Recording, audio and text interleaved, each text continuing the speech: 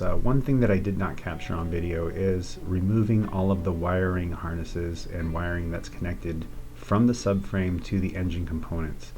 Make sure you pull those off so that you don't yank any of them or break any of them as you lift the subframe.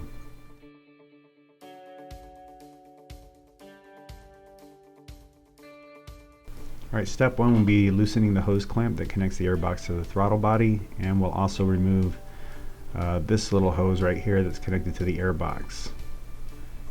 Right here you can see the clamp for the little hose from this side of the bike. You're going to have to remove it from the other side. So grab a pair of pliers, pinch the clamp, and slide the hose off its connector.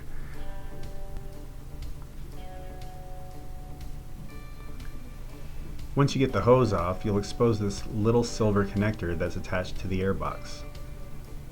And here we'll take another look from a different angle. Okay, so next we're going to loosen the hose clamp that connects the throttle body to the air boot. There's the screw for it. Just grab a flathead screwdriver, and you just want to loosen it enough so that when we lift the subframe later on, the air boot slips right off the throttle body without yanking it.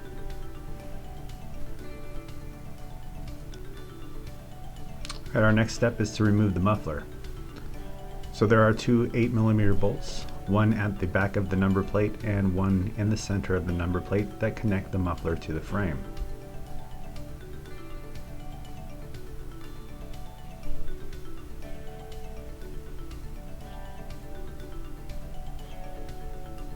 Once you've removed both bolts, grab a pair of needle nose pliers, or if you have one, some type of hook that will allow you to pull this spring off the muffler and disconnect it from the header. Then you can just wiggle the muffler as you pull backwards and it'll come right off. Next we're going to remove the subframe bolts. There's one on each side of the bike, which I have already removed for this video. We'll also need to clip off this zip tie and slowly lift the subframe up. The air boot should slide off of the throttle body easily. Don't force it. This next step is optional, and if you do it, it's going to provide you much better access to the engine components. We're going to remove the shock. So first we're going to remove the lower bolt. It does have Loctite on it, so you might have to work it back and forth a little bit. To get it out, grab a pair of pliers, grip the bolt, and lift the back wheel up to relieve the tension, and the bolt should come right out.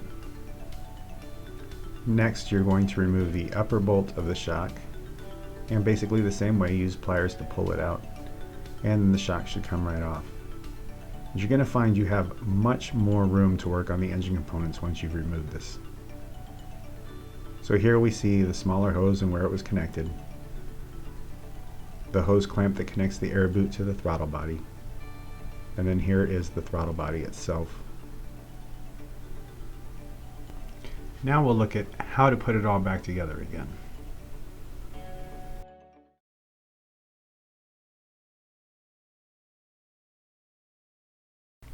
So for reassembly, in this video I decided to start with the rear shock. I'm just going to go ahead and put it into place, and then I'm going to make sure that the bolts that I've wiped off the old Loctite and put a couple drops of blue Loctite on them before you insert them. And then again, we need to lift the swing arm up a little bit so we can line up the holes for the bottom. And then you can just push it in, give it a couple turns to get it started, and tighten it down.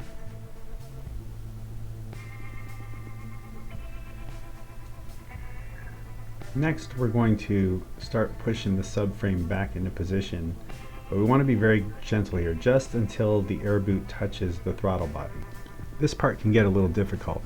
We have to check the alignment and make sure that the air boot is aligned with the throttle body. You can check the alignment by looking down the air box and seeing if it's actually going over the throttle body like it's supposed to. To make them go together easier, we can use a little bit of grease on the throttle body and some inside the lip of the hose of the air boot. That should help them seat themselves together. Once you're satisfied that it's aligned correctly and seated, tighten down the hose clamp and reconnect the small hose to the airbox that we disconnected in the previous step. Once you've got the hoses connected, reattach all of the electrical connections that you disconnected earlier.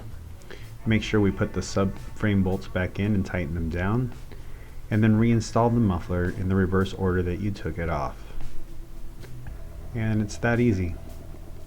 Alright, that concludes the lifting the subframe video. Thanks for watching.